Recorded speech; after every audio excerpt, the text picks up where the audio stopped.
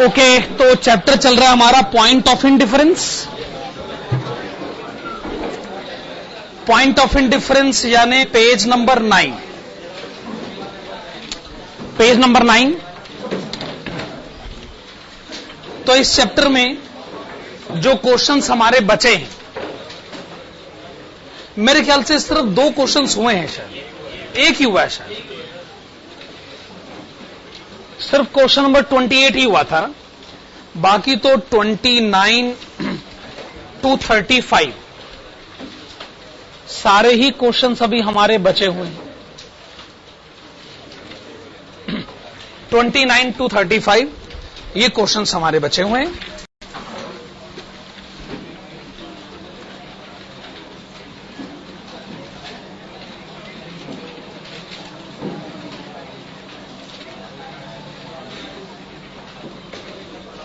Okay, question number 34. This is on page number 11. Question number 34, page number 11. हाँ जी. Calculate the level of EBIT at which EPS indifference point between the following financing alternatives will occur. तो funds arrange करने का पहला option क्या है कि equity capital होना चाहिए 6 लाख रुपए, 12% डिबेंचर होने चाहिए 4 लाख रुपए के। दूसरा ऑप्शन इक्विटी कैपिटल 4 लाख रुपए, 14% preferential capital of rupees 2 lakh, 12% debenture of rupees 4 lakh. फिर क्वेश्चन कहता है टैक्स रेट 35% और एक एक इक्विटी शेयर 10 रुपए का। आप लिखिएगा ऑप्शन 1।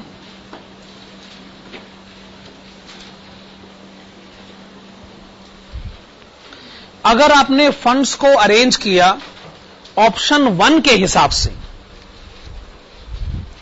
अगर आपने फंड्स को अरेंज किया ऑप्शन 1 के हिसाब से, तो बताइए इसमें आपको इंटरेस्ट कितना देना होगा। 12% ऑफ रुपीज 4 लैक्स।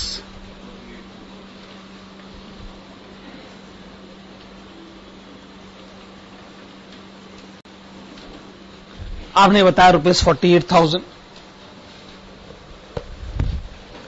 फिर आप ये बताइए इस ऑप्शन में आपको प्रेफरेंस डिविडेंड कितना पे करना होगा। निल।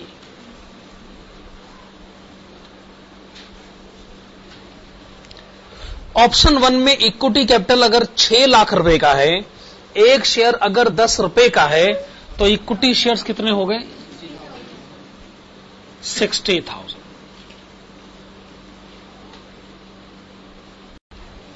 ये ऑप्शन 1 है हमारे सामने।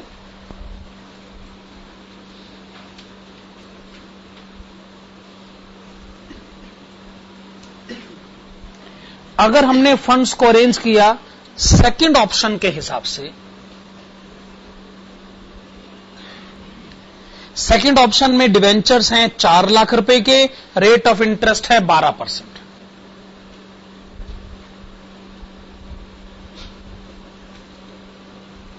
तो इंटरेस्ट वही है रुपीज 48,000। अच्छा, सेकंड ऑप्शन में आपको प्रेफरेंस डिविडेंड कितना पे करना है।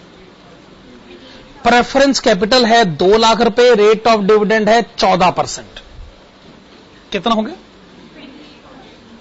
28,000।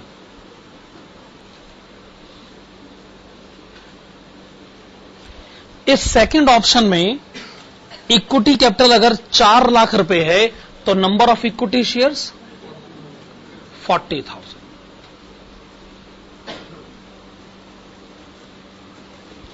ठीक है ना। दोनों ऑप्शन हमने एनालाइज कर लिए हैं और टैक्स का रेट क्वेश्चन में कितना है 35%। हेडिंग डालेगा computation of point of indifference.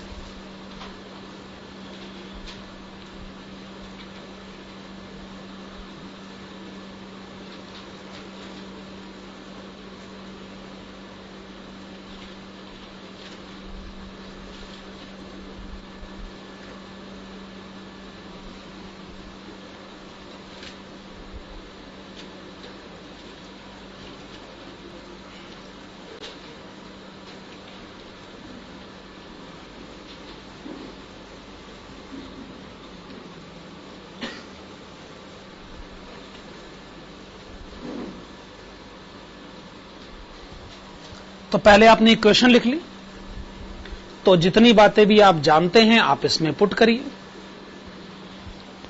जैसे I1 48,000, टैक्स का रेट है 35%, यानी 0.35, प्रेफरेंस डिविडेंड 1 nil, और फर्स्ट ऑप्शन में नंबर ऑफ इक्विटी शेयर्स कितने हैं 60,000 is equal to, second option में इंटरेस्ट का अमाउंट है ₹48,000, टैक्स का रेट वही है 35%, प्रेफरेंस डिविडेंड है 28,000, और नंबर ऑफ इक्विटी शेयर्स कितने हैं 40,000।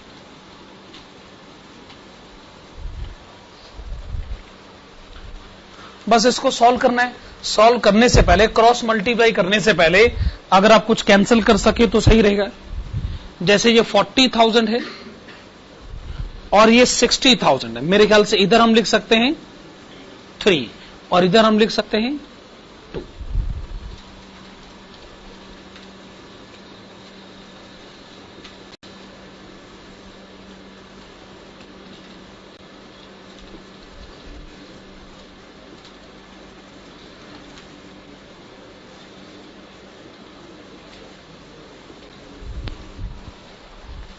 इसको आप सॉल्व करेंगे, कोई ना कोई आंसर आएगा।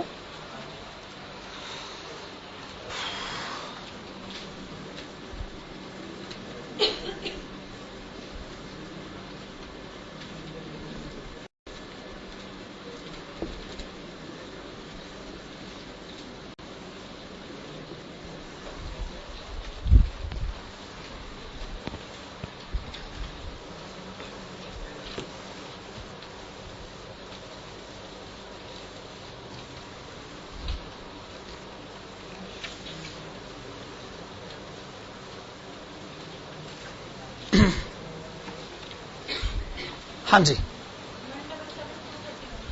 177231, 177231, ये आंसर सही है नहीं है चेक हो जाएगा।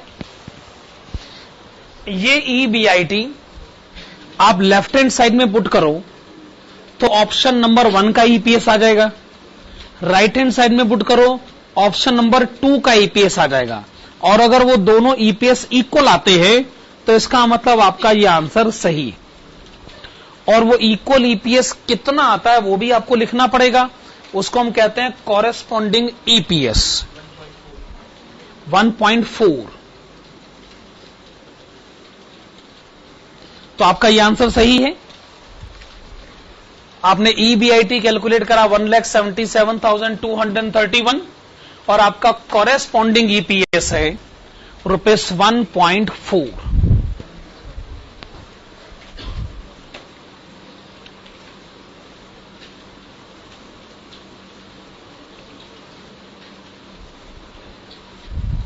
हाँ जी, चलिए हो गया ये क्वेश्चन। हम जो अगला क्वेश्चन अटेम्प्ट करेंगे वो है question number 30, page number 9।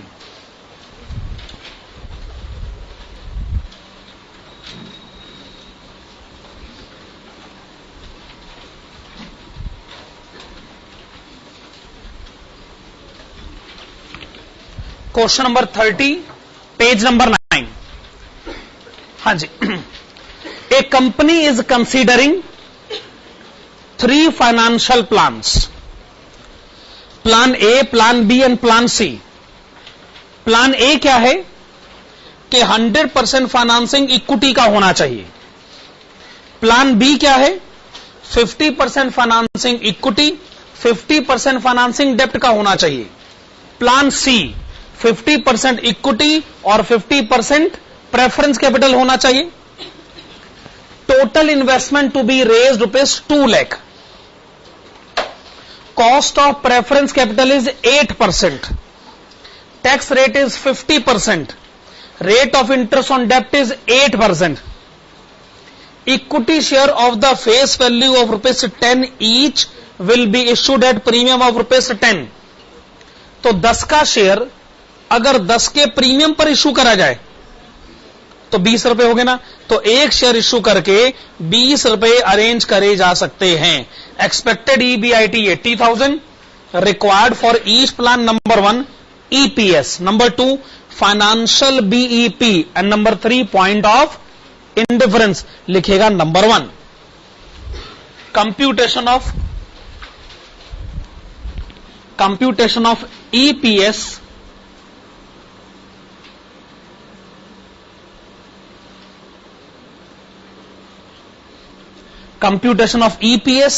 under different plans.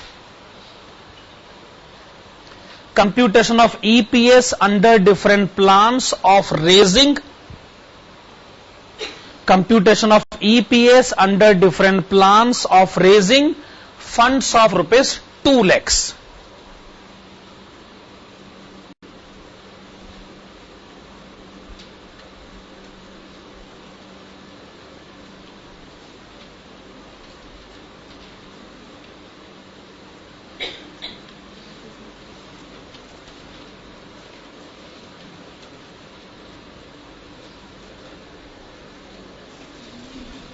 Particulars plan A, plan B and plan C.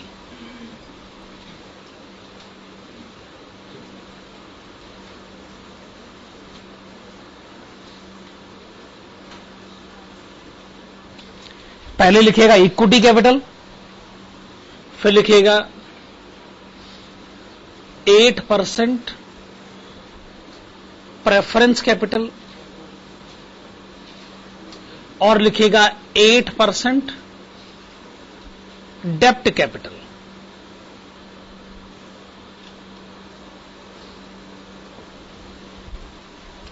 आपकी टोटल फाइनेंशियल रिक्वायरमेंट है 2 लाख रुपए।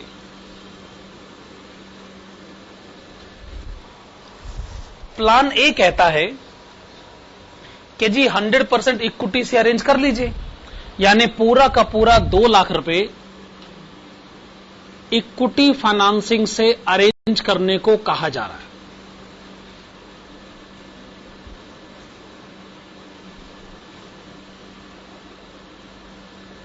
प्लान बी कहता है कि 50% फंड्स तो आप इक्विटी से अरेंज कर लीजिए,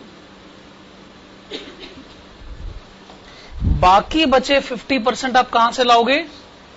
डेप्ट से, 8% डेप्ट कैपिटल से।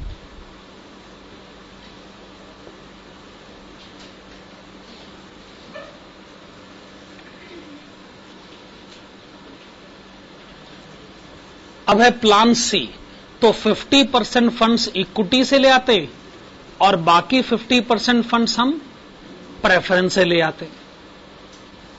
तो फंड्स अरेंज करने के तीनों ऑप्शन हमारे पास है, तीनों में हमने ईपीएस कैलकुलेट करना है। खैर, आप फंड्स कैसे भी क्यों ना अरेंज करें, यह तो तय है कि बिजनेस से होने वाली इनकम कितनी है? 80,000।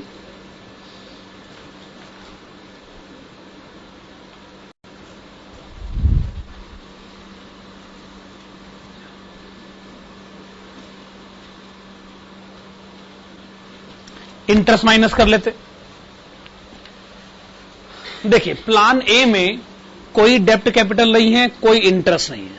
प्लान बी में 1 लाख का डेप्ट है, तो 8% इंटरेस्ट कितना हो गया? 8,000 रुपए।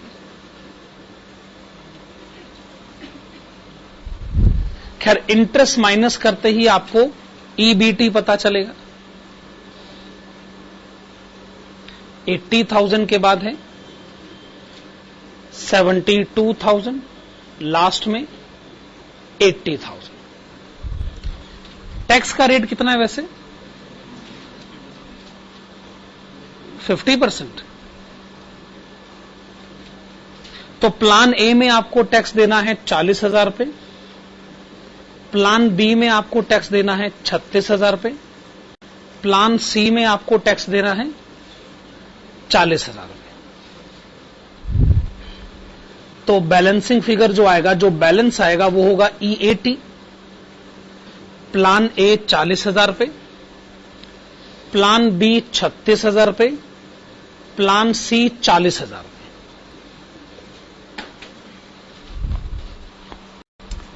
इसमें से आप क्या माइनस करना चाहेंगे? Preference dividend.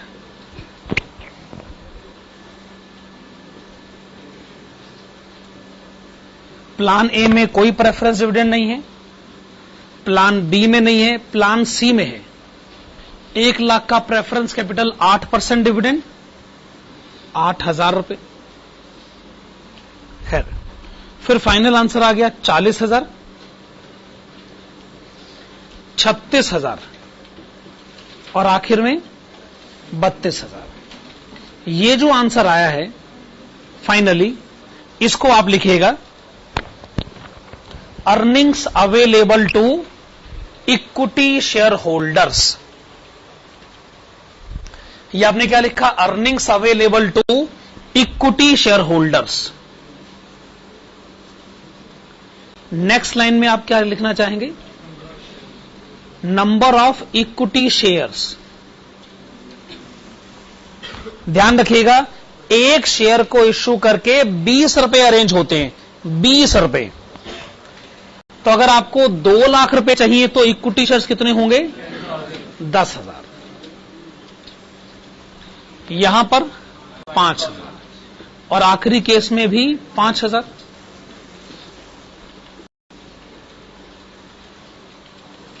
अकॉर्डिंगली हम ईपीएस कैलकुलेट कर सकते, 4, 7.2 एंड 6.4।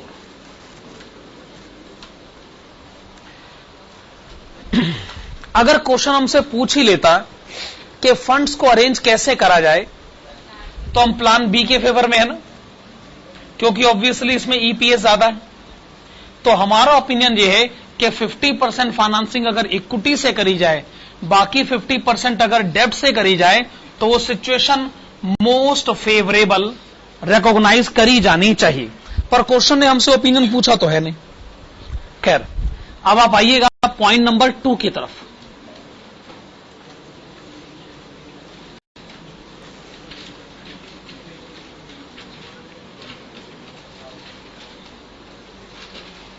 फाइनेंशियल बीईपी, ये हमारे लिए एकदम नया कंसेप्ट है। फाइनेंशियल बीईपी, ये पॉइंट हमने पहले नहीं पढ़ा हुआ है कभी। आप इसको अंडरलाइन करें, इसके आगे लिखेगा इट मीन्स, फाइनेंशियल बीईपी का मतलब लिखेगा it means minimum desired earning, minimum desired earning from the business, minimum desired earning from the business which is sufficient, which is sufficient only to absorb, which is sufficient only to absorb the interest and preference dividend, interest and preference dividend। इसका मतलब business से कम कितना कमाया जाए, कि और कुछ ना सही, जो आपको इंटरेस्ट देना पड़ता है और आपको जो प्रेफरेंस डिविडेंड देना पड़ता है, कम से कम ये एक्सपेंडिचर तो निपटाया जा सके। आप आगे लिखेगा in other words, it represents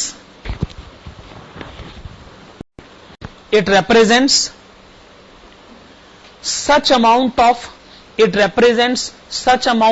EBIT, it represents such amount of EBIT which produces zero EPS, nil EPS, which produces zero EPS।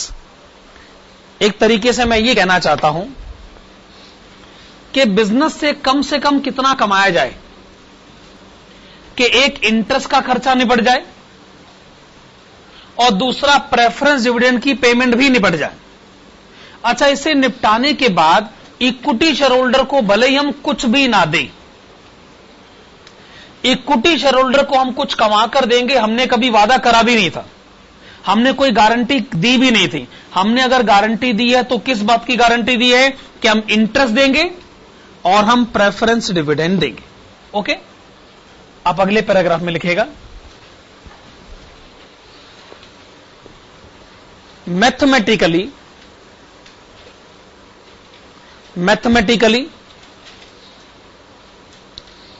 it is computed with the help of following formula। तो financial BP calculate करने का एक formula हमारे पास है, आप वो formula लिख लीजिएगा। Financial BEP is equal to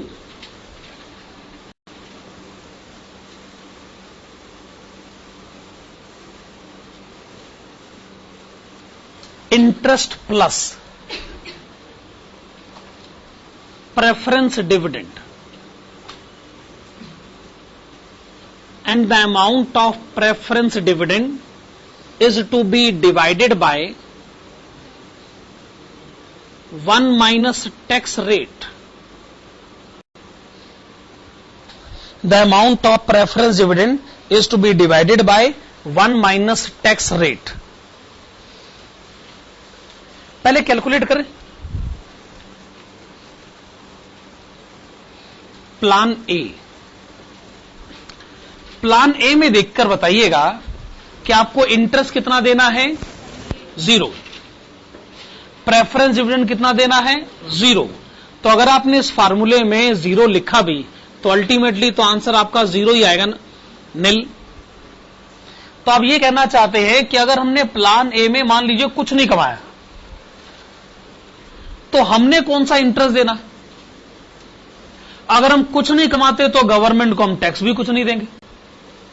अगर कोई इनकम नहीं है और कोई प्रेफरेंस डिविडेंड नहीं, तो इसका मतलब हमने अगर कुछ भी नहीं कमाया तो कोई हमारा क्या बिगाड़ लेगा। ना हमने इंटरेस्ट देना है, ना हम टैक्स देंगे, ना हम प्रेफरेंस डिविडेंड देंगे। रहा सवाल इक्विटी शेयर होल्डर का, हमने इक्विटी शेयर होल्डर को कहा जी हमने आपको कौन सी गारंटी दे रखी, आपको गारंटी कोई देता भी नहीं। तो इसका मतलब हमारे ऊपर किसी किस्म का कोई बर्डन है ही नहीं। हमने जब कोई फाइनेंशियल पेमेंट करनी नहीं है तो इसका मतलब हम अगर कुछ भी नहीं कमाए तो उससे कुछ फर्क नहीं पड़ता। खैर, अगर आप गए प्लान बी में, प्लान बी कहता जी हमको तो 8,000 का इंटरेस्ट देना है। इसका मतलब अब आपको 8,000 का इंटरेस्ट देना है तो 8,000 तो फिर कमाने पड़ेंगे ना। मान लीजिए आप 8,000 कमाते हैं तो EBIT 8,000, interest 8,000, EBT 0, tax 0, EAT 0, preference dividend 0, ये 0, ईपीएस 0। ठीक है, कोई बात नहीं। इसका मतलब हमारे ऊपर जो जिम्मेदारी है वो बस इतनी सी है कि हमें 8,000 इसलिए कमाने हैं क्योंकि हमने इंटरेस्ट पे करना है। ठीक है ना भाई, इंटरेस्ट की पेमेंट तो आपको करनी चाहिए ना कम से कम। प्लान सी, प्लान सी कहता जी आपने इंटरेस्ट तो देना है नहीं, पर आपने प्रेफरेंस डिविडेंड देना 8,000। पर समस्या यह है कि प्रेफरेंस डिविडेंड आपको देना है टैक्स के बाद। क्या ये बात सही है? प्रेफरेंस डिविडेंड आपको देना है टैक्स के बाद। आप इसको डिवाइड करिए 1 माइनस टैक्स रेट से। Tax rate 50%, 16,000। चलिए मान लीजिए हम 16,000 कमाते तो उसके ऊपर आधा 8,000 का टैक्स देना पड़ेगा, तो टैक्स के बाद रह गया 8,000 और प्रेफरेंस डिविडेंड भी है 8,000, आखिर में रह गया 0 और ईपीएस हो गया 0। तो चूंकि हमें 8,000 रुपए टैक्स के बाद देने हैं तो हमें टैक्स से पहले 16,000 कमाने ही चाहिए। फाइनेंशियल बीपी का मतलब बिजनेस से कम कितना कमाया जाए कि भले ही इक्विटी शेयर होल्डर को कुछ ना दिया जाए, पर वो कमाई इतनी होनी चाहिए कि आप इंटरेस्ट दे सकें और आप टैक्स के बाद प्रेफरेंस डिविडेंड की पेमेंट भी कर सकें। इसे हम लोग कहते हैं फाइनेंशियल ब्रेक इवन पॉइंट। आइएगा पॉइंट नंबर 3 की तरफ। पॉइंट नंबर 3 की तरफ आइए और हेडिंग डालेगा computation of point of indifference. Point number 3 heading है computation of point of indifference. Okay, अब हमने इंडिफरेंस के 3-4 क्वेश्चन कर लिए हैं, हम जानते हैं अब ये कोई मुश्किल पॉइंट नहीं हमारे लिए, computation of point of indifference. लेकिन हमने ऐसा कोई क्वेश्चन नहीं करा कि जिसमें 3 ऑप्शंस हो और हम जानते हैं कि एक टाइम पर हम सिर्फ 2 ऑप्शंस ही कंपेयर कर सकते हैं। तो आइए पहले प्लान ए और प्लान बी को कंपेयर किया जाए और पॉइंट ऑफ इंडिफरेंस पता किया जाए। बाद में हम प्लान बी और सी को भी कंपेयर करना चाहेंगे और उसके बाद में हम प्लान ए और सी को भी कंपेयर करना चाहेंगे। तो आइए पहला कंपैरिजन प्लान ए और प्लान बी के बीच में किया जाए।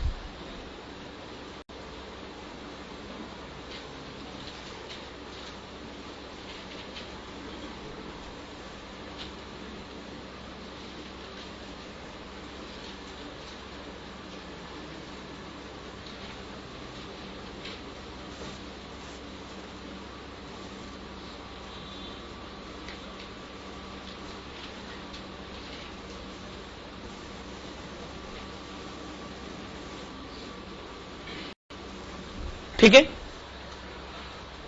प्लान ए और प्लान बी को कंपेयर किया जाए। प्लान ए में इंटरेस्ट कितना है? निल। टैक्स का रेट है 50%।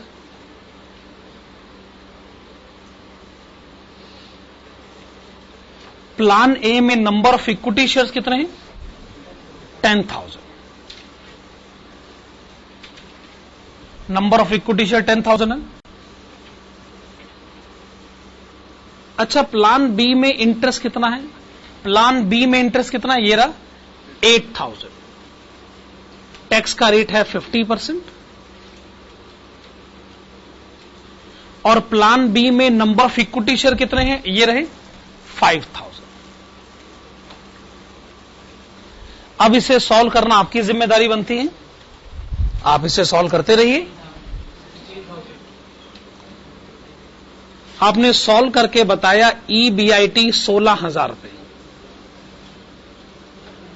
और आपका पॉइंट ऑफ व्यू यह है कि जी 16,000 पर दोनों प्लान का EPS इक्वल आएगा। आप इस बात को कंफर्म कर सकते हैं? आप इसको left hand side right hand side में पुट करिए। अगर सेम आ रहा है तो बता दीजिए और वो सेम कितना आ रहा है ये बता दीजिए। तो कॉरेस्पॉन्डिंग EPS है 1.6।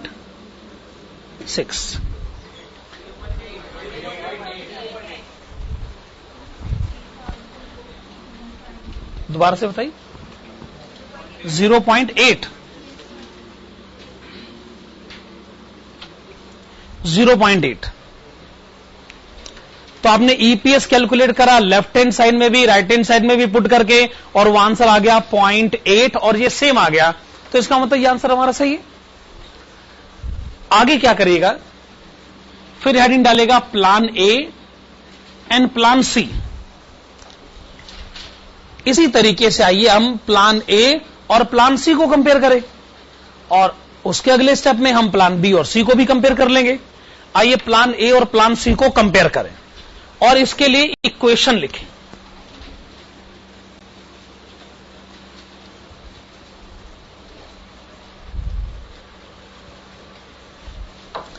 इक्वेशन में हमें काम करते हैं, सी के लिए हम टर्म यूज करते हैं 3, मतलब I3 और N3। ए के लिए 1 ठीक है, मेरे ख्याल से सी के लिए अगर हम 3 कहें तो ज्यादा सही रहेगा। दूसरी बात, आपको प्लान सी के लिए प्रेफरेंस डिविडेंड भी माइनस करके बताना होगा। ए में प्रेफरेंस डिविडेंड नहीं है पर सी में तो है, तो अगर इक्वेशन ऐसे लिखी जाए तो ज्यादा सही रहेगा ना।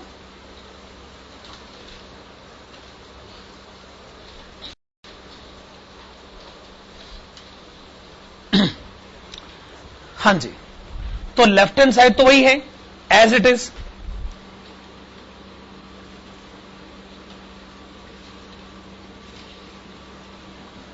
I3 प्लान सी में इंटरेस्ट है 0, टैक्स रेट है 50%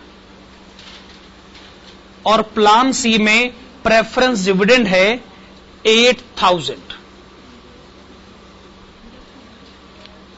प्लान सी में नंबर ऑफ इक्विटी शेयर्स हैं 5000।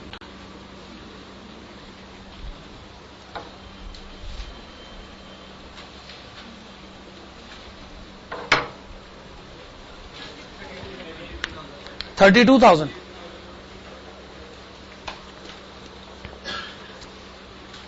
ओके, आप कंफर्म करें 32,000। और अगर ये 32,000 आप left hand side right hand side में पुट करते हैं तो सेम ईपीएस आता है और वो आता है 1.6।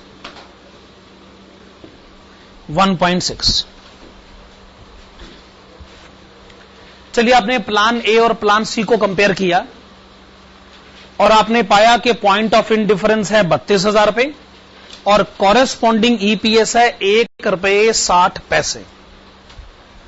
लास्ट में आप क्या लिखना चाहेंगे? प्लान बी एंड प्लान सी।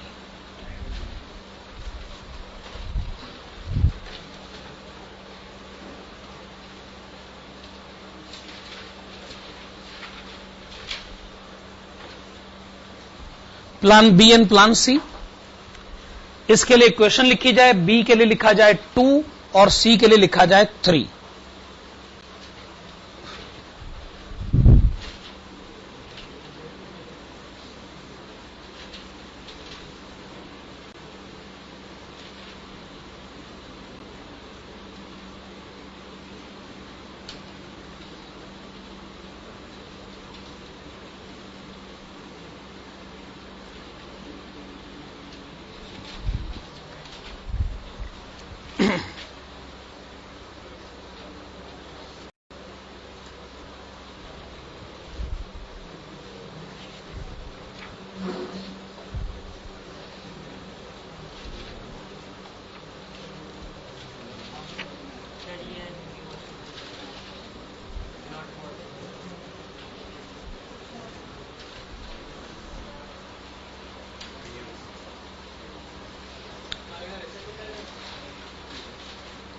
आप इस इक्वेशन को सॉल्व नहीं कर पा रहे, कोई अनट्रू स्टेटमेंट जैसी कुछ आ रही है स्टेटमेंट। वैसे भी अगर ईबीआईटी दोनों तरफ कैंसिल हो जाए तो एक बात तो तय है कि आप ईबीआईटी कैलकुलेट कर ही नहीं सकते। आप इस इक्वेशन को सॉल्व करने की कोशिश करोगे तो ईबीआईटी आएगा ही नहीं, ये इक्वेशन सॉल्व ही नहीं हो सकती है। तो ये इक्वेशन अपने आप में अनरियल है ना। तो आप इसके नीचे लिखिएगा, this equation can not be solved. This equation cannot be solved and it means that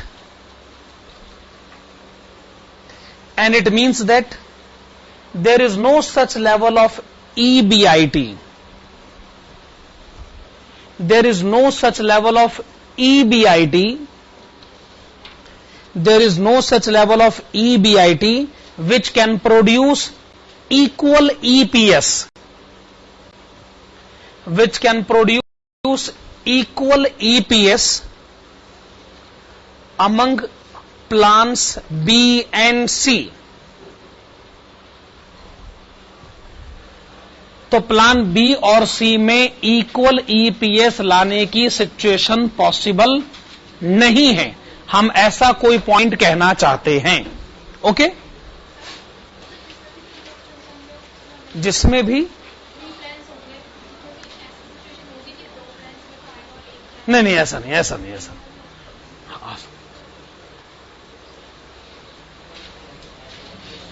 last class में हम लोग कुछ ग्राफिकल सिचुएशन समझ रहे थे। हमें इनके ग्राफ बनाने की जरूरत नहीं है, हम समझ रहे हैं कि ग्राफ का कंसेप्ट क्या होता है। इमेजिन करिए कि जब आपने प्लान ए की स्ट्रेट लाइन ड्रॉ करी तो वो लाइन कुछ ऐसे ड्रॉ हो गई, ठीक है।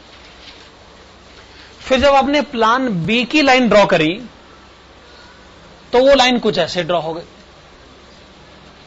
और ए और बी का ये पॉइंट ऑफ इंटरसेक्शन पाया गया। और अगर पॉइंट ऑफ इंटरसेक्शन ए और बी में आएगा तो इसका मतलब इसमें इनडिफरेंस का केस है। तभी जब हमने ए और बी को सॉल्व किया तो हमारा आंसर आया। क्या जी बात सही? फिर प्लान सी आया। प्लान सी की जो लाइन बनी वो लाइन कुछ ऐसे बन गई। इससे क्या हुआ कि सी और ए का पॉइंट ऑफ इंटरसेक्शन आ गया। इसका मतलब सी और ए में भी आंसर आ गया। लेकिन जब हमने बी और सी को कहा कि क्या बी और सी के बीच में आंसर आ रहा है, तो आंसर नहीं आया, क्योंकि बी और सी लाइनें हो गई पैरेलल। तो बी और सी में पॉइंट ऑफ इंडिफरेंस नहीं होगा, लेकिन ए और बी में पॉइंट ऑफ इंडिफरेंस है, और ए और सी में भी पॉइंट ऑफ इंडिफरेंस है। हमने ये बात बस मैं अंदाजे के तौर पे कह रहा हूं, हो सकता है आप ग्राफ बनाकर देखिए, आप वो सिचुएशन देख लीजिएगा। मैं चाहूंगा कि आप इसका ग्राफ खुद बनाएं, खुद आप इसको चेक करिएगा, और आप देखेंगे कि बी और सी की लाइनें पैरेलल बनेंगी, अकॉर्डिंगली उसमें पॉइंट ऑफ इंडिफरेंस नहीं आएगा। चलिए, ये हमने क्वेश्चन नंबर 30 का आंसर दे दिया। अब आगे बढ़े। जो अगला क्वेश्चन हम करेंगे, जो अगला क्वेश्चन हमारे सामने है, वो है क्वेश्चन नंबर 35। पेज नंबर 11 पर आइएगा। क्वेश्चन नंबर 35 पढ़ना शुरू कर।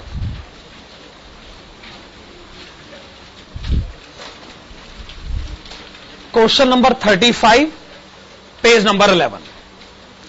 A plastic manufacturing company is planning to expand its assets by 50%. एकदम क्लियर कट इंफॉर्मेशन है।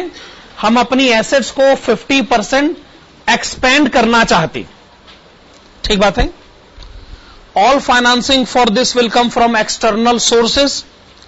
The expansion will increase EBIT by ₹75,000. The finance department of the company has submitted the following plans for consideration of the board. Plan 1, issue of 10% debentures. Plan 2, issue of 10% debentures for half the required amount and balance in equity share to be issued at 25% premium. Number 2, issue equity shares at 25% premium. हमें balance sheet given है, और balance sheet में asset का total है 12 लाख रुपए। फिर हमें income statement given है। इनकम स्टेटमेंट के बाद क्वेश्चन की ए रिक्वायरमेंट क्या है? Determine the number of equity shares that will be issued. तो आइए हम ए पॉइंट का आंसर शुरू करते हैं। Number of equity shares. चलिए हेडिंग डालेगा, number of equity shares to be issued.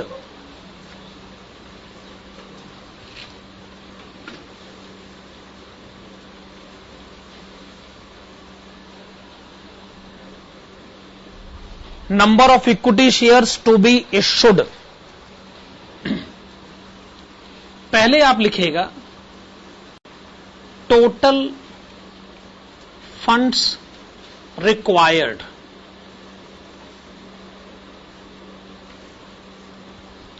आपको कितने फंड्स की रिक्वायरमेंट है? 6 लाख। एसेट्स है 12 लाख रुपए की, और वो कहता है जी हम इसको 50% एक्सपेंड करना चाहते। तो इसका मतलब आपको फंड चाहिए ₹6 लाख। 6 लाख के ब्रैकेट्स में लिख लीजिएगा 50% ऑफ 12 lakhs। 50% of 12 lakhs।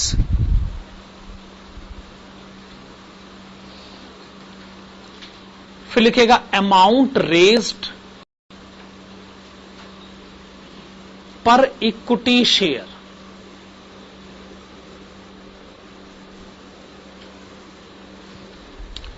एक इक्विटी शेयर है तो 10 रुपए का, पर हम उसको इश्यू करेंगे 25% प्रीमियम पर। तो 10 रुपए का इक्विटी शेयर अगर 25% प्रीमियम पर इश्यू किया जाए 12.5 रुपए। 10 रुपए का इक्विटी शेयर है, 25% प्रीमियम है, एक इक्विटी शेयर को इश्यू करके मिलेंगे 12.5 रुपए। हेंस, फिर लिखेगा hence number of equity shares required to be issued, number of equity shares required to be issued are computed below. Number of equity shares required to be issued are computed below. Plan 1,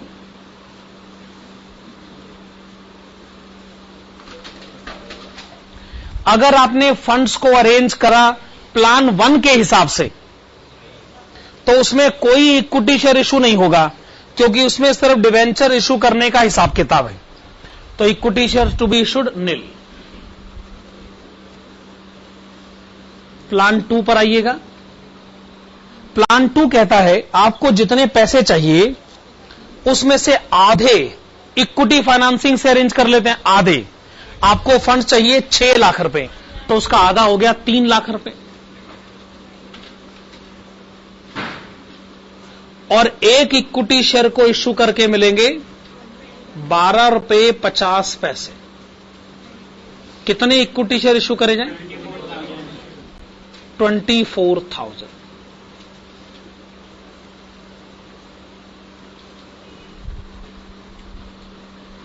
option 3, पूरे 6 लाख रुपए equity financing से arrange करे जाएंगे। एक equity share है 12.5 रुपए का। कितने इक्विटी शेयर? 48,000।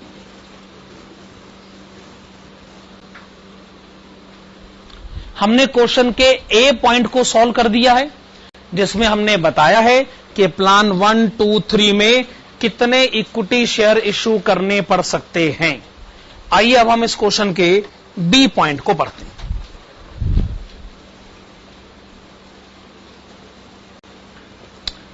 बी पॉइंट की तरफ आइएगा। Assume that price earning ratio is expected to remain unchanged at 8 if plan 3 is adopted, but is likely to drop to 6 if either plan 1 or 2 is used to finance the expansion. Determine expected market price of the share in each of the situation. जी हम जानते हैं अगर हम किसी तरीके से EPS calculate कर लें, उसको अगर हम P रेशो से मल्टीप्लाई करेंगे तो अपने आप मार्केट प्राइस आ जाएगा। तो आइए लिखें computation of market price per equity share, computation of market price per equity share under different plans,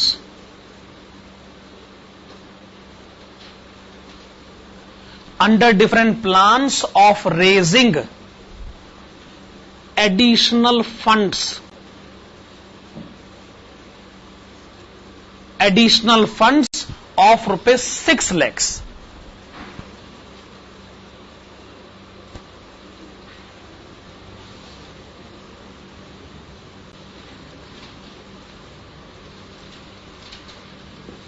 हाँ जी, पर्टिकुलर्स प्लान 1, प्लान 2, प्लान 3।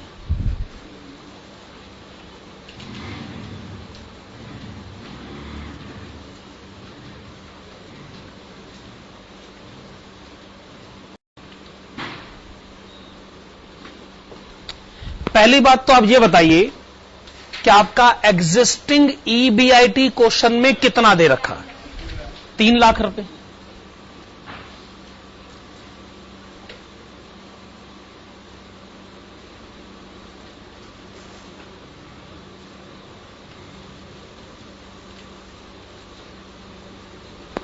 दूसरी बात, चूंकि आप बिजनेस को एक्सपेंड करना चाहते हैं, तो आप बताइए आपका ईबीआईटी कितना इंक्रीज हो जाएगा? 75,000।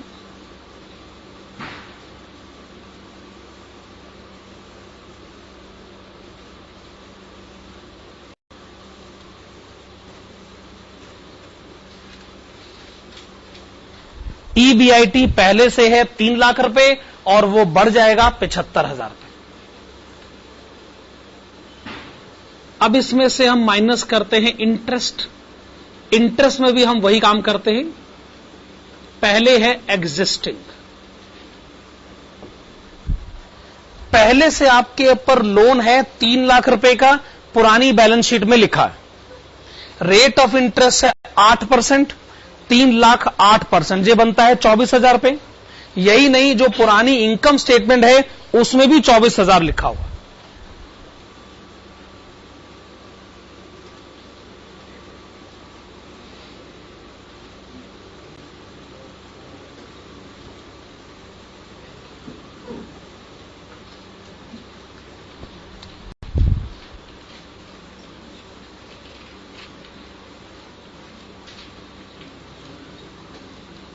एडिशनल, अगर आपने फंड्स को अरेंज किया प्लान 3 के हिसाब से, तो कोई एडिशनल इंटरेस्ट नहीं होगा, क्योंकि प्लान 3 में आप सिर्फ इक्विटी शेयर इशू करेंगे।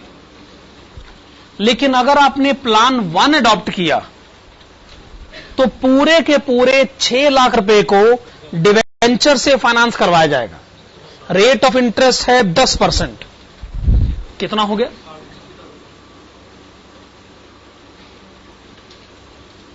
प्लान 2 में डिबेंचर्स होंगे आधे के, यानी 3 लाख रुपए के।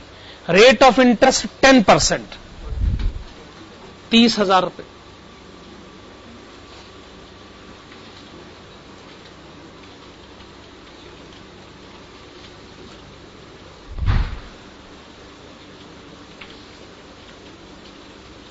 अर्निंग बिफोर टैक्स,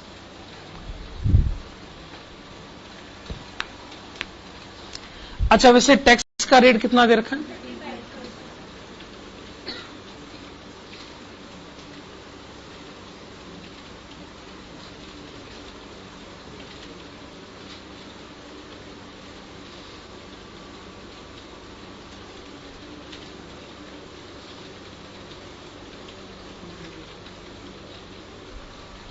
%35 टैक्स अगर माइनस कर दिया जाए, तो बाकी तो फिर अर्निंग आफ्टर टैक्स आ ही जाएगा।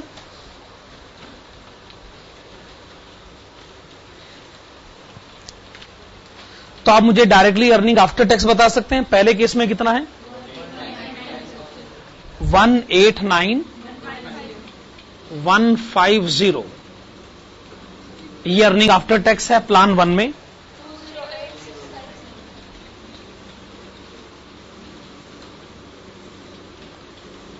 $208,650, 228,150। आपने बताया 228,150, ये है earning after tax. Next line में लिखा जाए नंबर ऑफ इक्विटी शेयर्स।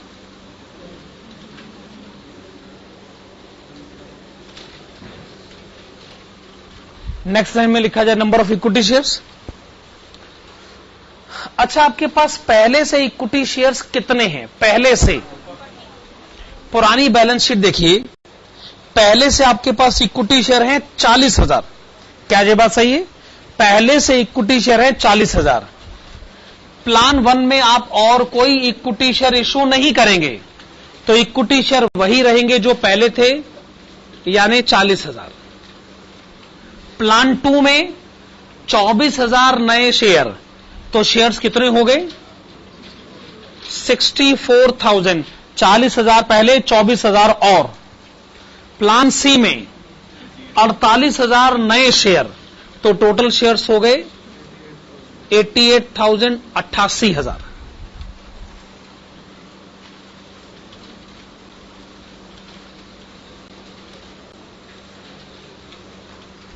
चलिए EAT को नंबर ऑफ इक्विटी शेयर से डिवाइड करके EPS बताएं।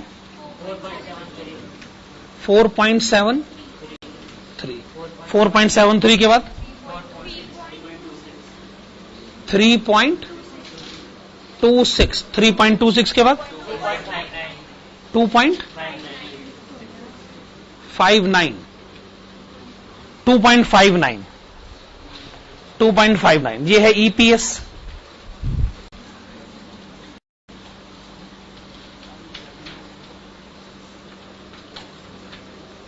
PE क्वेश्चन कहता है कि आपका PE रहेगा 8 अगर रहा प्लान 3 पर प्लान 1 और 2 में PE हो जाएगा 6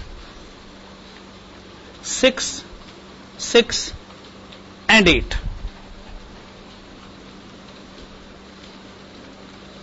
मार्केट प्राइस पर शेयर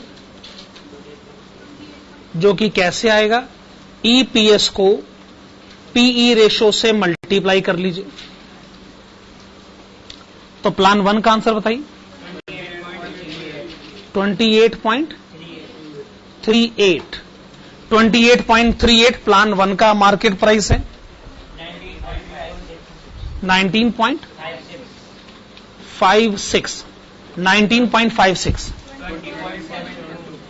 20.72 आपने बताया 20.72।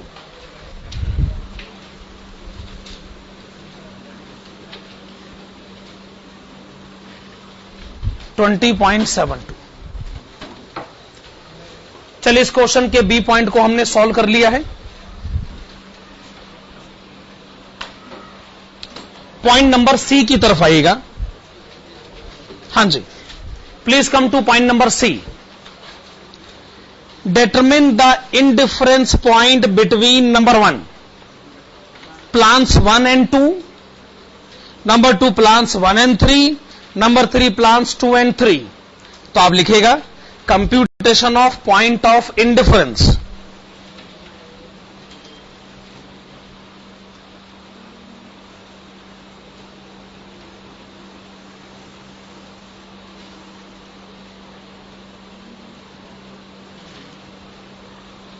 आपने लिखा प्लान 1 एंड प्लान 2।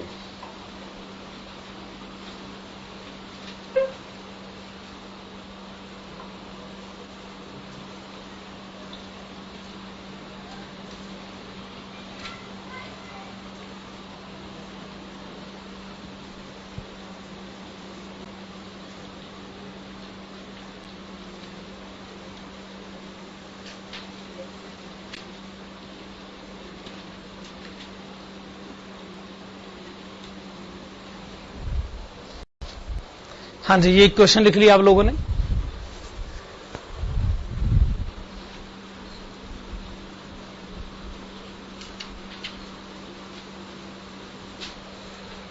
प्लान 1 में इंटरेस्ट कितना है?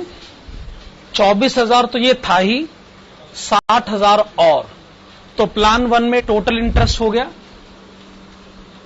84,000। Tax rate 35%।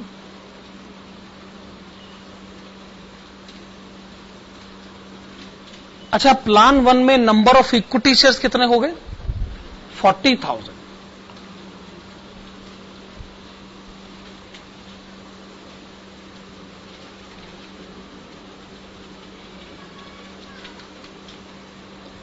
प्लान 2 में इंटरेस्ट कितना है? 24,000 ये रहा, 30,000 ये रहा, 54,000 पे 54,000। टैक्स का रेट 35%।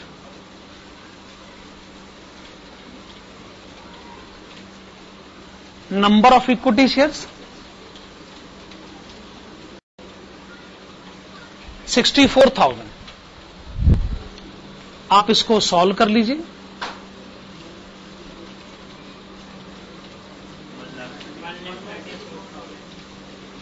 $1,34,000। ओके, आंसर बताया जा रहा है 1,34,000। ये पॉइंट ऑफ इंडिफरेंस बताया जा रहा है। आप इसको क्रॉस चेक करें, left hand side right hand side में पुट करें और कॉरेस्पॉन्डिंग ईपीएस बताएं।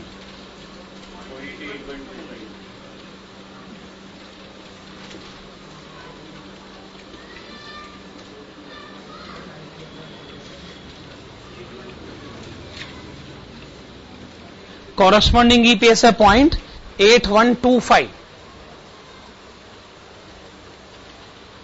क्या ये बात सही?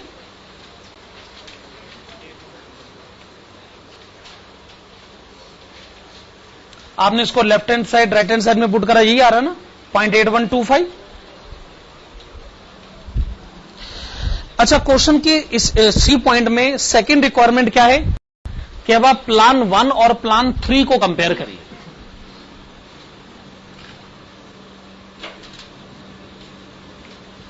आइए हम प्लान 1 और प्लान 3 को कंपेयर कर लेते हैं। उसके लिए इक्वेशन लिख लेते हैं।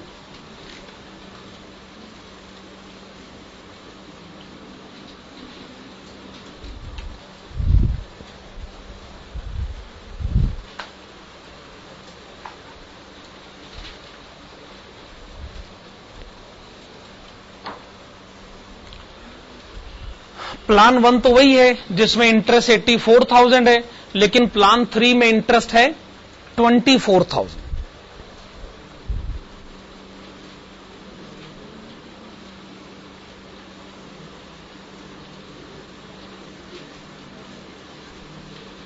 टैक्स का रेट है 35%।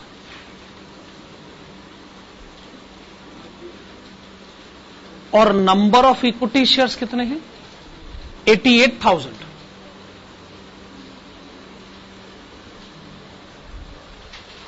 ये प्लान 1 और 3 का कंपैरिजन है। प्लान 1 और 3 का कंपैरिजन।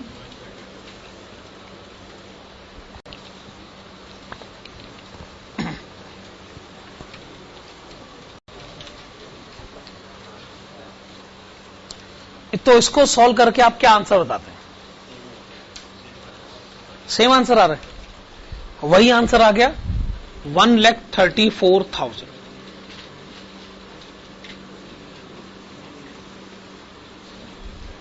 $1,34,000। आप इसको left hand side right hand side में पुट करिए, क्या आप भी वही आंसर आ रहा है? कॉरेस्पॉन्डिंग ईपीएस भी वही आ रहा है 0.8125। कॉरेस्पॉन्डिंग ईपीएस भी वही आ गया 0.8125। सेम आंसर आ गया। ठीक है,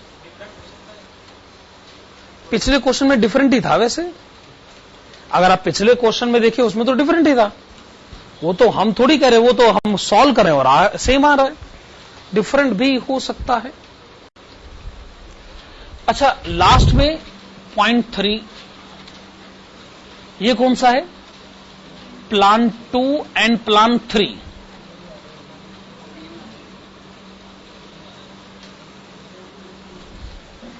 आइए अब हम प्लान 2 और प्लान 3 को कंपेयर कर लेते।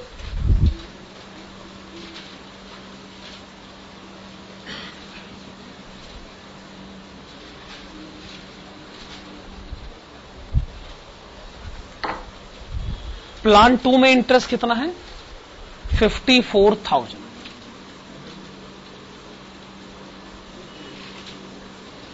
Number of equity shares 64,000।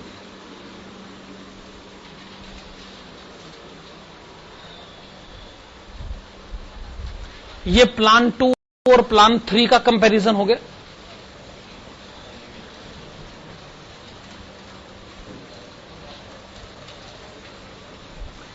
हाँ, तो आपने इसको कैलकुलेट करा और आंसर फिर वही आ गया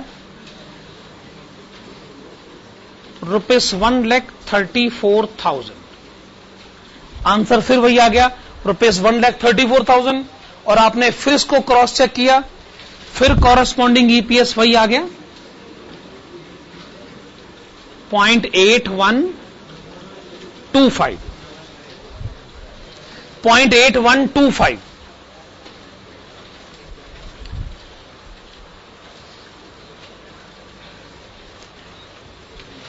तो ऐसा एनालाइज करते हैं कि इसका ग्राफ कैसे बना होगा।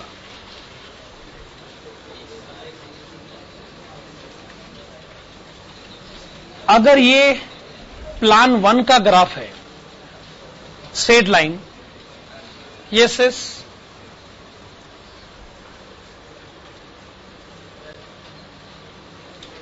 ये प्लान 2 का हो सकता है,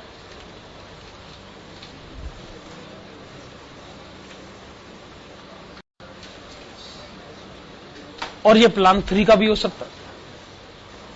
प्लान 1-2 को कंपेयर किया तो वही पॉइंट था, 2-3 में भी वही पॉइंट था, 1-3 में भी वही पॉइंट था। मतलब ऐसा मेरा अंदाजा है कि शायद ग्राफ ऐसे बनेगा, तभी तो तीनों का EBIT का लेवल इन डिफरेंस का सेम आ रहा है और कॉरेस्पॉन्डिंग EPS भी हर एक का सेम है।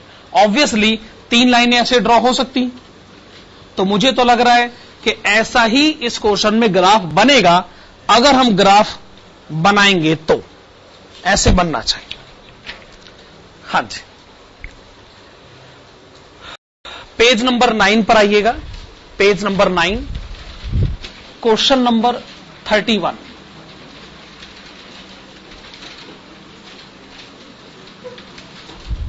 Page number 9, question number 31। हाँ जी, आइए शुरू करते हैं इस क्वेश्चन को। The existing capital structure of Zenith enterprises is as follows. सबसे पहले है paid up share capital of ₹10 each, फिर है रिजर्व्स एंड सरप्लस, फिर है 14% debentures. An expansion plan requiring ₹20 crores is being considered and the plan is expected to have increase of ₹6 crore in EBIT from its present level of ₹8 crores. The following 3 plans of financing have been suggested. Option 1, to issue equity share of ₹10 each at premium of ₹40 per share. However, the share issue expenses result in net proceed of ₹40 per share for every new share issued. समझिए इस बात को, वो क्या कह रहे हैं कि एक इक्विटी शेयर है तो ₹10 का, ₹40 का प्रीमियम। इस हिसाब से सोचे तो एक शेयर इश्यू करके कितने रुपए मिलेंगे? ₹50। पर वो कहता है नहीं, ₹50 नहीं मिलेंगे, ₹50 वहां से चलेंगे जरूर, पर हमारे पास पहुंचेंगे ₹40। तो सवाल यह कि हम ₹10 कहां खर्च कर रहे हैं? हम ₹10 कहां खर्च कर रहे हैं? Share issue expenses. 10 का शेयर इश्यू करेंगे 40 के प्रीमियम पर, लेकिन शेयर इश्यू करने के कारण ₹10 खर्च हो जाएंगे। मैं कहता हूं बड़ी बात यह है कि हमें एक शेयर इश्यू करने का क्या मिलेगा? ₹40। हमें इस बात से क्या लेना देना कि फेस वैल्यू क्या है, प्रीमियम क्या है, शेयर इश्यू एक्सपेंसेस क्या है। हमारे लिए बस एक ही इंफॉर्मेशन इंपॉर्टेंट है, एक शेयर इश्यू करके ₹40 हमें मिलते हैं। आगे ऑप्शन 2 है कि आप लोन ले लीजिए। ऑप्शन 3 है कि 10 करोड़ रुपए का लोन ले लीजिए और बाकी बचे 10 करोड़ इक्विटी फाइनेंसिंग से अरेंज करिए। ओके, आगे इनकम टैक्स रेट है 40%। Find out number 1, if the expansion plan is to be considered only if EPS increases from its present level, indicate whether the expansion plan qualifies for consideration. Number 2, at what level of EBIT the EPS will be equal to 0 under each of the financing alternative. Number 3, determine the indifference level of EBIT among the 3 options and also the corresponding EPS. आप एक काम करेगा, आप heading डालेगा number of equity shares,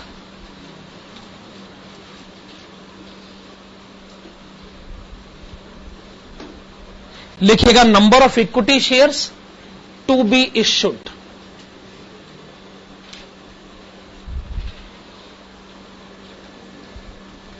number of equity shares to be issued. हां जी, number of equity shares to be issued. हमारे पास 3 ऑप्शन है, ऑप्शन 1, ऑप्शन 2, ऑप्शन 3। अगर आप ऑप्शन 1 में गए तो आप कितने इक्विटी शेयर इश्यू करेंगे? आपको इक्विटी फाइनेंसिंग से कितने रुपए चाहिए? 20 करोड़ रुपए। आपको इक्विटी फाइनेंसिंग से चाहिए 20 करोड़ रुपए। 20 करोड़ रुपए। एक शेयर इश्यू करके मिलेंगे 40 रुपए, डिवाइडेड बाय ₹40 पर इक्विटी शेयर।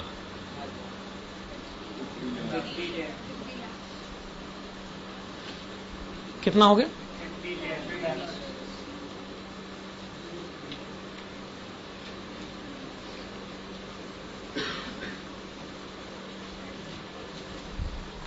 अगर आप ऑप्शन 1 में गए तो आपको 50 लाख इक्विटी शेयर इश्यू करने होंगे।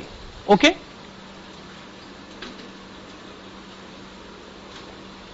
अगर आप ऑप्शन 2 में गए तो आपको कोई इक्विटी शेयर इश्यू करने की जरूरत नहीं, नील।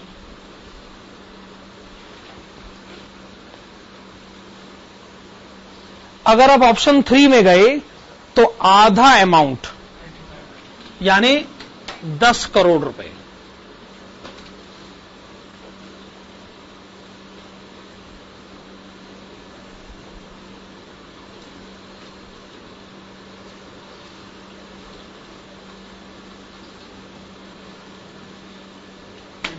$25 लाख।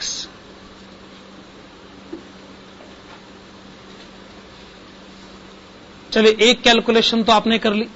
आपने बता दिया कि कब आप कितने इक्विटी शेयर इश्यू करेंगे। क्वेश्चन की पहली रिक्वायरमेंट यह है, हम एक्सपेंशन के लिए हां तभी कहेंगे अगर ईपीएस एग्जिस्टिंग लेवल से बढ़ेगा तो क्या हमें एक्सपेंशन के लिए हां कह देनी चाहिए? तो लिखेगा number 1, computation of EPS, computation of EPS under existing and proposed situation.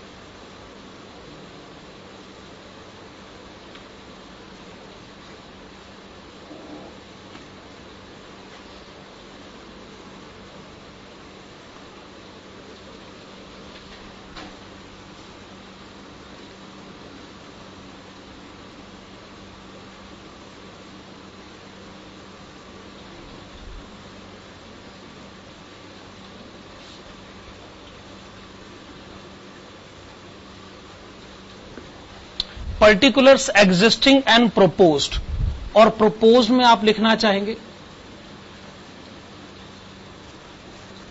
Option 1, option 2 और लास्ट में ऑप्शन 3।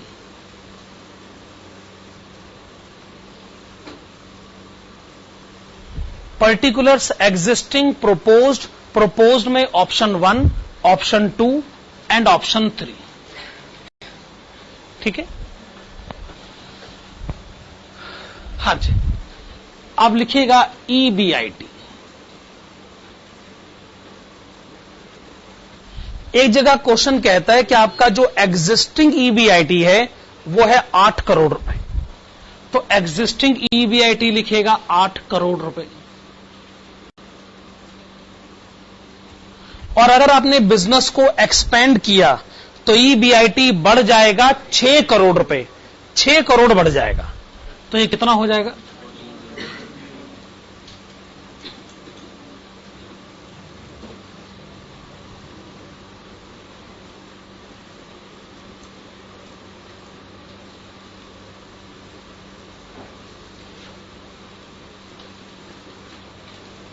तो EBIT बढ़ जाएगा 6 करोड़, तो ये हो जाएगा 14 करोड़। चलिए इंटरेस्ट माइनस करते, और जब आप कहते हैं इंटरेस्ट इंटरेस्ट, तो उसमें पहला नंबर एग्जिस्टिंग। पहले एग्जिस्टिंग इंटरेस्ट माइनस करा जाए, पहले एग्जिस्टिंग इंटरेस्ट माइनस करा जाए। आपके पास पहले से 15 करोड़ के डिवेंचर हैं, पहले से 15 करोड़ के डिवेंचर, 14% रेट ऑफ इंटरेस्ट है। तो पहले से इंटरेस्ट कितना है? 2 करोड़ 10 लाख रुपए।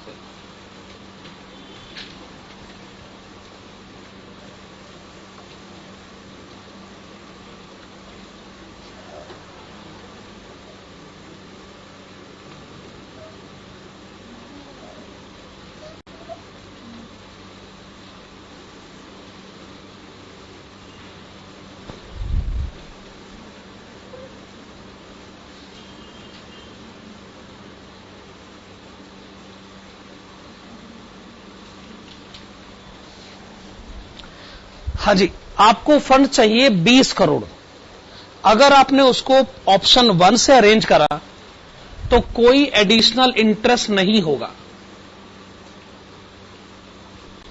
पर अगर आपने 20 करोड़ को ऑप्शन 2 से अरेंज किया, 20 करोड़ को ऑप्शन 2 से अरेंज किया, रेट ऑफ इंटरेस्ट है 15%, 2 करोड़ 15%, सॉरी 20 करोड़ 15%, 3 करोड़ रुपए।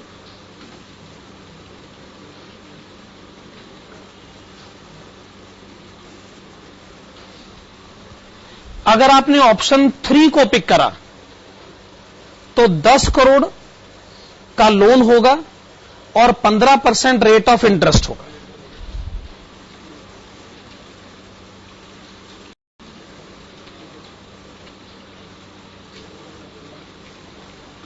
डेढ़ करोड़ रुपए।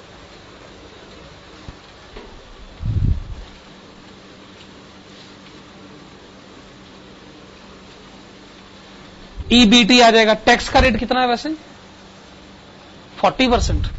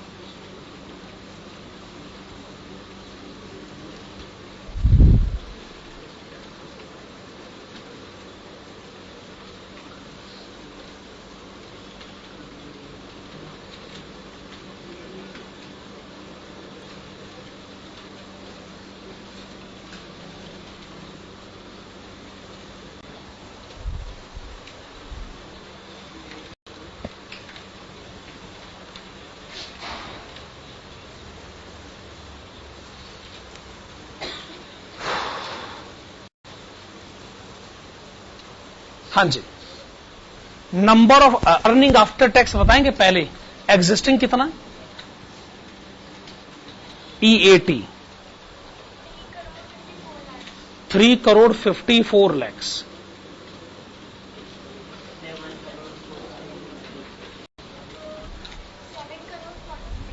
7 करोड़ 14 लैक्स। 5 करोड़ 34 लैक्स।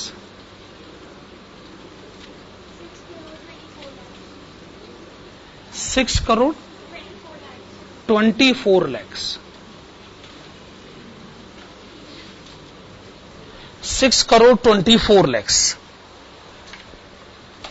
ये आपने बताया EAT अर्निंग आफ्टर टैक्स। अब नंबर ऑफ इक्विटी शेयर्स लिखे जाएं। पहले आप मुझे ये बताइएगा, पहले से कितने इक्विटी शेयर्स हैं? आप अपना एग्जिस्टिंग कैपिटल देखिए, इक्विटी कैपिटल देखिए, 10 करोड़ रुपए। एक शेयर 10 रुपए का है, तो पहले से इक्विटी शेयर्स हो गए 1 करोड़। पहले से इक्विटी शेयर्स हैं 1 करोड़।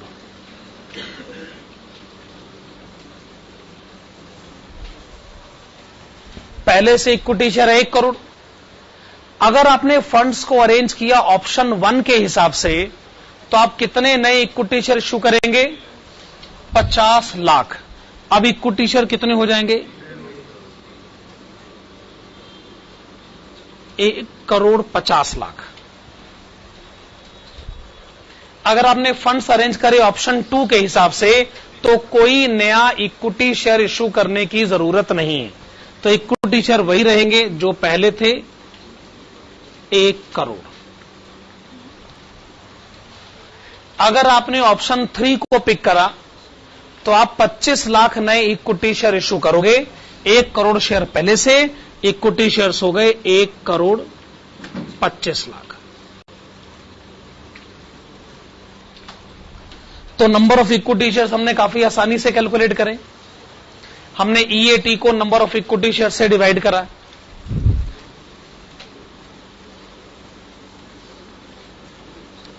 तो प्रेजेंट EPS है 3.54,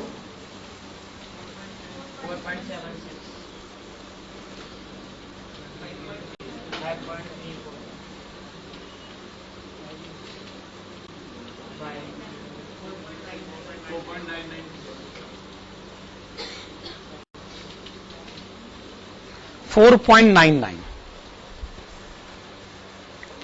तो जब हम एग्जिस्टिंग EPS से कंपेयर करते हैं तो हम ये ऑब्जर्व करते हैं कि प्रोपोज्ड EPS ज्यादा है और हर ऑप्शन में ज्यादा है। इसका मतलब हम एक्सपेंशन के लिए हां करते हैं। दूसरा सवाल जो उठेगा, एक्सपेंशन तो करना है पर उसके लिए पैसों का इंतजाम कैसे करें। तो हम देखते हैं कि ऑप्शन 2 में EPS मैक्सिमम लेवल पर आ रहा है, तो फंड्स को अरेंज किया जाए ऑप्शन 2 के हिसाब से। ओके, तो आप लिखिएगा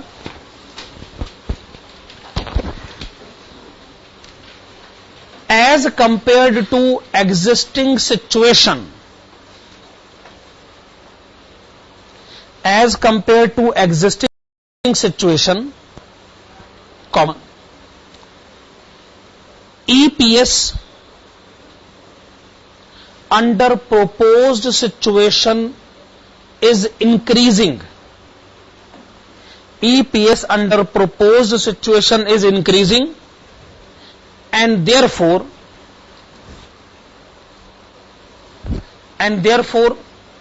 the expansion plan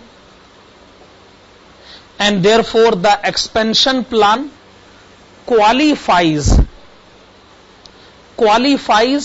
for expansion। तो हम एक्सपेंशन के लिए यहां करते हैं, expansion plan qualifies for expansion. आगे लिखिएगा it is also advised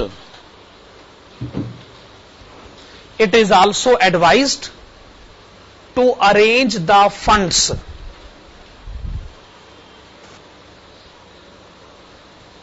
it is also advised to arrange the funds according to option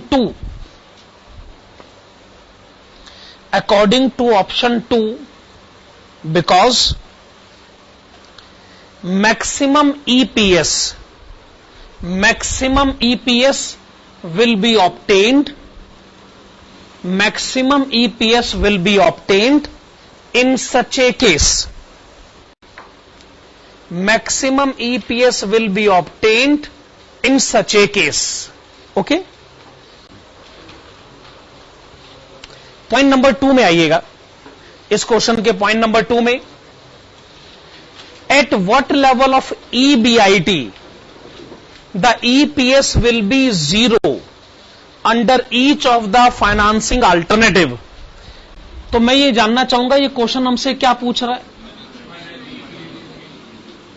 हमसे पूछा जा रहा है फाइनेंशियल BEP।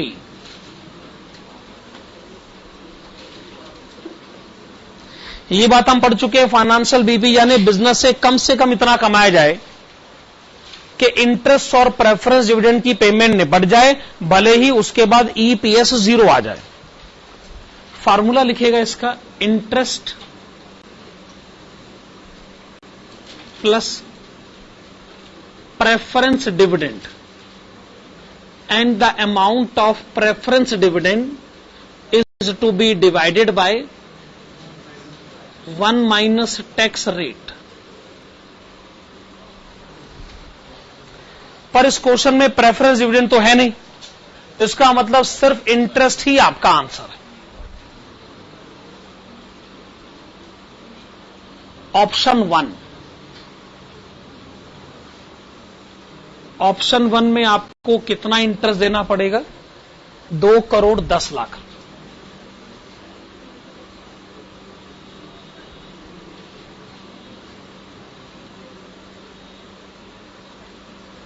ऑप्शन 2 में इंटरेस्ट कितना है? 2 करोड़ 10 लाख तो एग्जिस्टिंग है, एडिशनल 3 करोड़ रुपए, टोटल हो गया 5 करोड़ 10 लाख।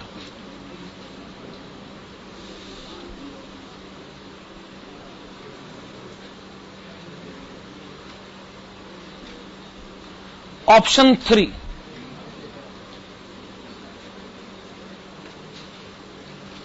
तीन करोड़ 60 लाख, 3 करोड़ 60 लाख रुपए, ये है फाइनेंशियल ब्रेक इवन पॉइंट। चलिए पॉइंट नंबर 3 पर आइएगा। अब वो कहते हैं कि आप इनडिफरेंस कैलकुलेशन करिए, कॉरेस्पॉन्डिंग ईपीएस भी आपको बताना है, तो हेडिंग डालेगा पॉइंट नंबर 3 का answer computation of point of indifference, computation of point of indifference.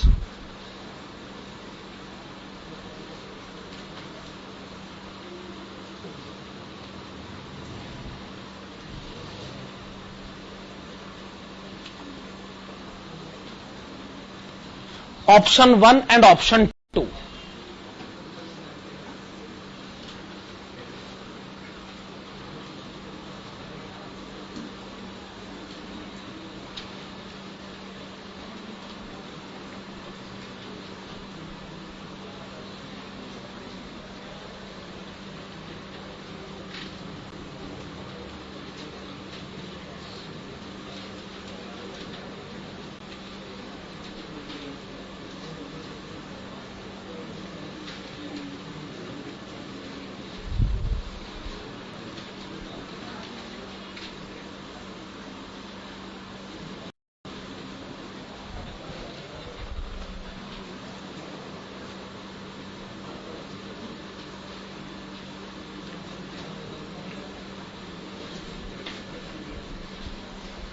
Okay, option 1 में नंबर ऑफ इक्विटी शेयर्स है 1.5 करोड़, टैक्स का रेट है 40%।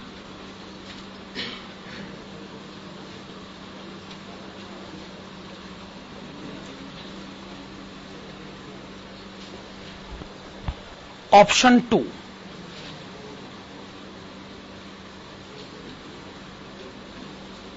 ऑप्शन 2 में इंटरेस्ट है 2 करोड़ 10 लाख और 3 करोड़, 5 करोड़ 10 लाख।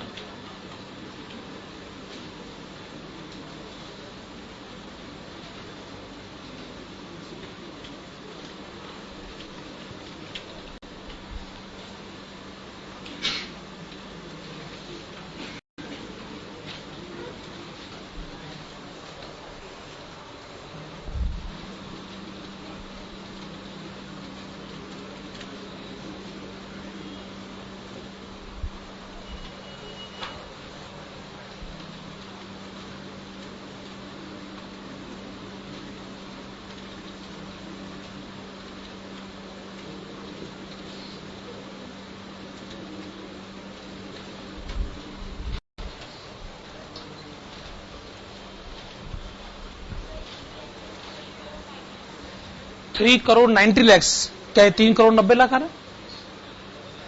ओके, अगर आप इसको सॉल्व करते हैं तो ईबीआईटी है 3 करोड़ 90 लैक्स।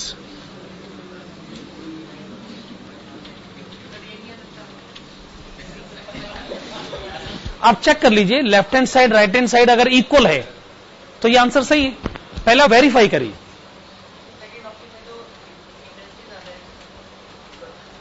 हाँ, ये बात भी सही, तो ये आंसर नहीं आ सकता क्योंकि 5 करोड़ 10 लाख रुपए का तो इंटरेस्ट है। 11 करोड़ 10 लाख।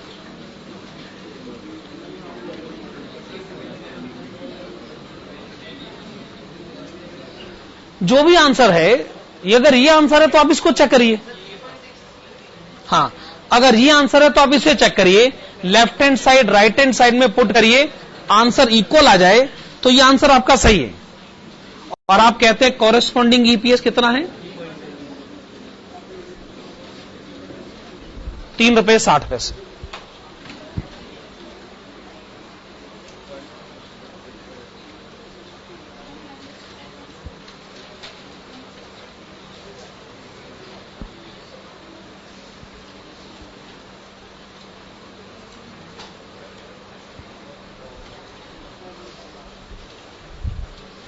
हाँ जी, ऑप्शन 1 और ऑप्शन 2 को कंपेयर किया जा चुका है, इनमें पॉइंट ऑफ इंडिफरेंस कैलकुलेट हो चुका है और आया है आंसर कॉरेस्पॉन्डिंग ईपीएस 3.60। अकॉर्डिंगली हम जब ऑप्शन 2 और 3 को कंपेयर करेंगे तो एक आंसर लाया जा सकता है, और जब ऑप्शन 1 और ऑप्शन 3 को कंपेयर करेंगे तो भी एक आंसर लाया जा सकता है। ठीक है, वो लाना कोई मुश्किल काम नहीं है आप लोगों के लिए। आप सिमिलरली ऑप्शन 2 और 3 को भी कंपेयर कर लेंगे और आप ऑप्शन 1 और ऑप्शन 3 को भी कंपेयर कर लेंगे और आप इंडिफरेंस और कॉरेस्पॉन्डिंग ईपीएस कैलकुलेट कर लेंगे। मुझे नहीं लगता कि वो कोई मुश्किल कैलकुलेशन है। ठीक है,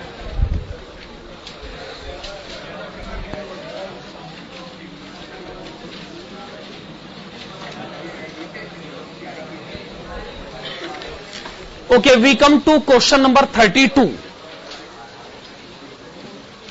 Please come to question number 32.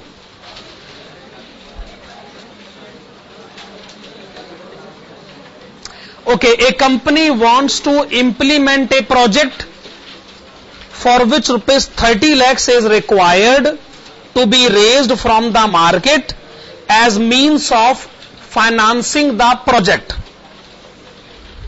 The following financing plans and options are at hand. Plan A क्या है कि इक्विटी फाइनेंसिंग 30। ध्यान रखिए ये 30 क्या है, ऊपर लिखा है number in 1000। Plan A option 1 equity shares होने चाहिए 30,000। अरे लिसन अभी रहने दो, ये शुरू से इस बात का ध्यान रखा जाए ना।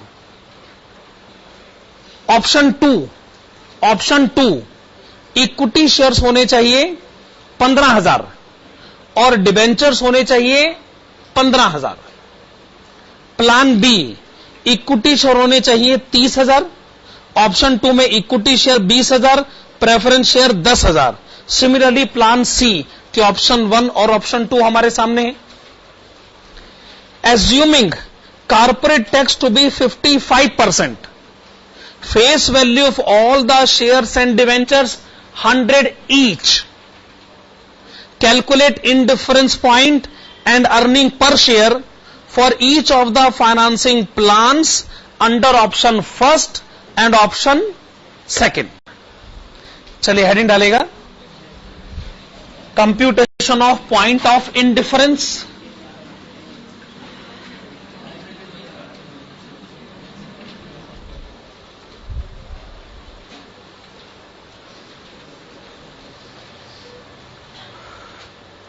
इसमें आइए हम पहले प्लान ए को सॉल्व करें और आइए प्लान ए के ऑप्शन 1 और ऑप्शन 2 को कंपेयर करें। यह क्वेश्चन ये नहीं है कि प्लान ए और प्लान बी को कंपेयर करें, ये वो क्वेश्चन नहीं है। क्वेश्चन क्या है, प्लान ए के 2 ऑप्शन, प्लान बी के 2 ऑप्शन और प्लान सी के 2 ऑप्शन, ये क्वेश्चन है। तो आइए प्लान ए के दोनों ऑप्शंस को कंपेयर किया जाए।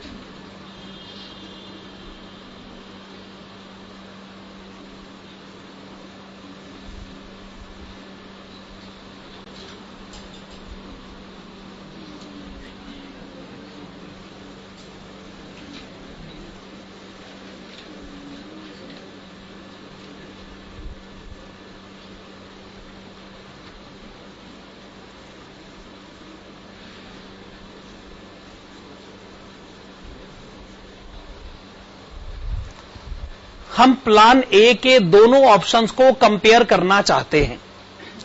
ठीक है, जो ऑप्शन 1 है वो कहता है कि सिर्फ इक्विटी शेयर इशू करिए।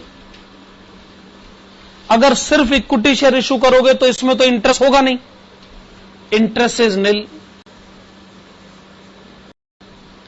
टैक्स का रेट हमें गिवन है 55%।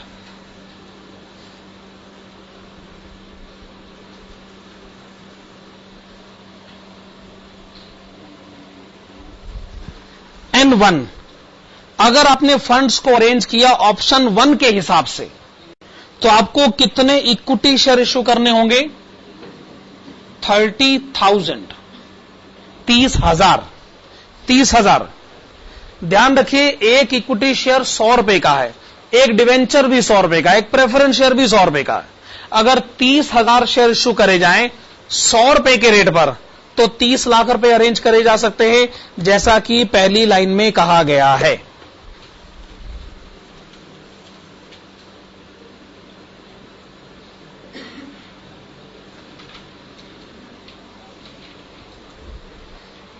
पर अगर आपने डिबेंचर इशू करे, ऑप्शन 2 की बात कर रहे हैं, तो डिबेंचर होंगे 15,000। एक डिबेंचर होगा 100 रुपए का, इसका मतलब डिबेंचर्स हो गए 15 लाख रुपए के, डिबेंचर्स हो गए 15 लाख रुपए के, और रेट ऑफ इंटरेस्ट है 10%।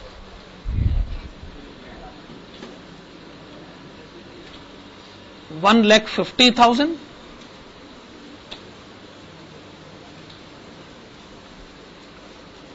टैक्स रेट 55% और नंबर ऑफ इक्विटी शेयर्स बताइए 15,000।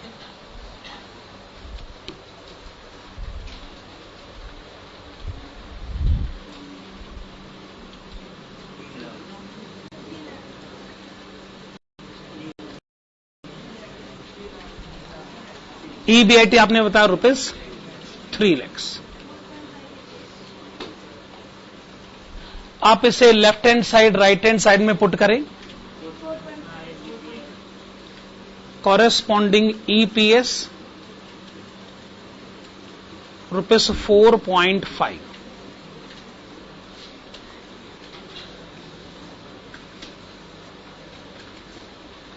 Corresponding EPS ₹4.5।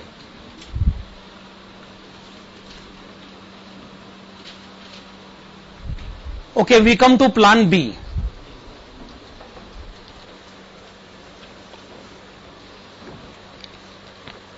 आइए प्लान बी के ऑप्शन 1 और ऑप्शन 2 को कंपेयर करते हैं। इसके ऑप्शन 2 में तो प्रेफरेंस कैपिटल है, ऑप्शन 2 में प्रेफरेंस कैपिटल है।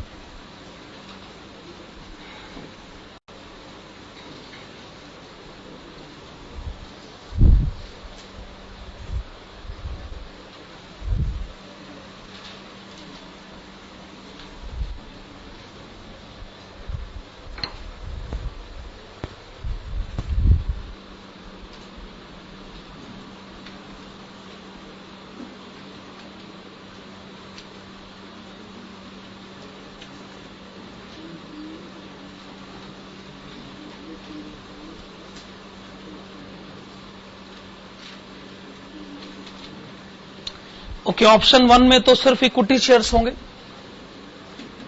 और ऑप्शन 2 में भी इंटरेस्ट तो नहीं होगा।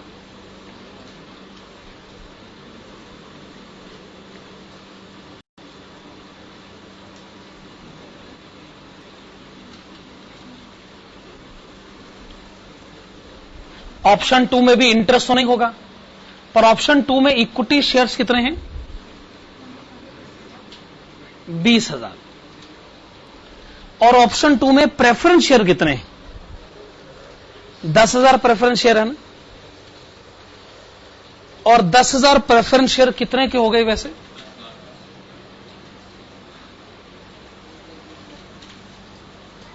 10 लाख रुपए के। इसके ऊपर अगर 12% डिविडेंड दिया जाए 1,20,000।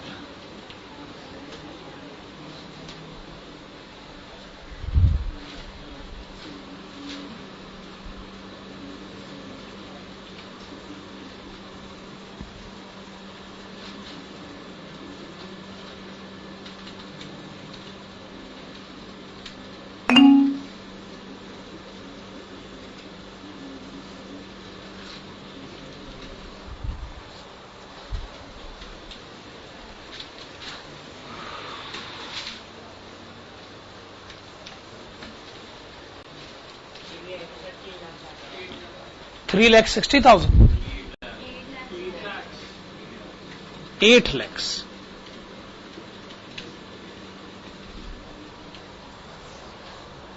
चेक कर लीजिए, left hand side right hand side में पुट कर लीजिए। अगर आंसर सेम आता है तो ठीक है, इसका मतलब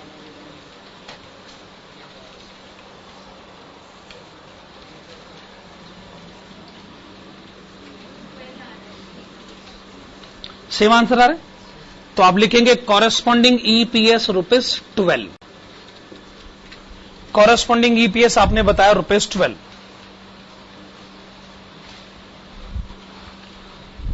लास्ट में अब हमें प्लान सी की तरफ चलना चाहिए। प्लान सी में जो ऑप्शन 1 है उसमें सिर्फ इक्विटी शेयर्स हैं, और जो ऑप्शन 2 है उसमें इक्विटी शेयर्स भी है, प्रेफरेंस शेयर्स भी है और डिवेंचर्स भी।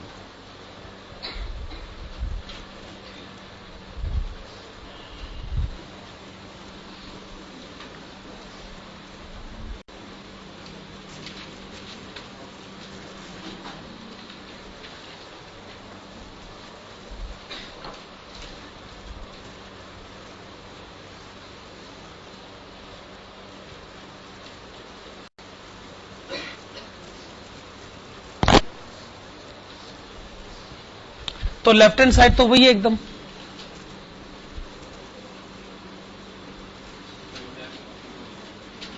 ऑप्शन 2 10,000 डिवेंचर, एक डिवेंचर ₹100 का, तो डिवेंचर्स हो गए 10 लाख रुपए के। रेट ऑफ इंटरेस्ट 10%, तो अमाउंट ऑफ इंटरेस्ट कितना हो गया?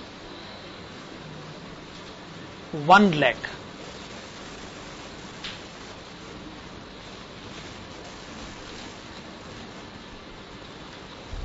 $10,000 प्रेफरेंस शेयर्स 10 लाख रुपए के, 12% का रेट है, तो प्रेफरेंस डिविडेंड हो गया 1,20,000,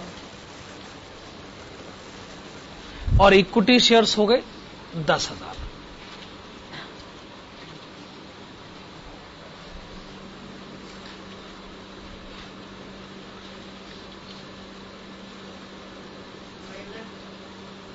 $5,50,000।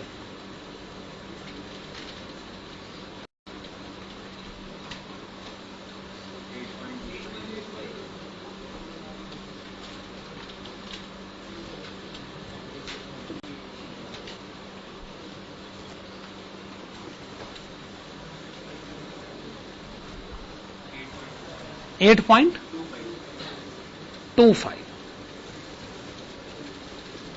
ओके, कॉरेस्पॉन्डिंग ईपीएस आपने बताया ₹8.25। तो ये हमने इस क्वेश्चन का आंसर भी दे दिया। ये चैप्टर जो है लगभग समाप्ति की ओर है, सब 2 क्वेश्चन बचे हुए हैं। चलो वो हम लोग अगली क्लास में कर लेंगे।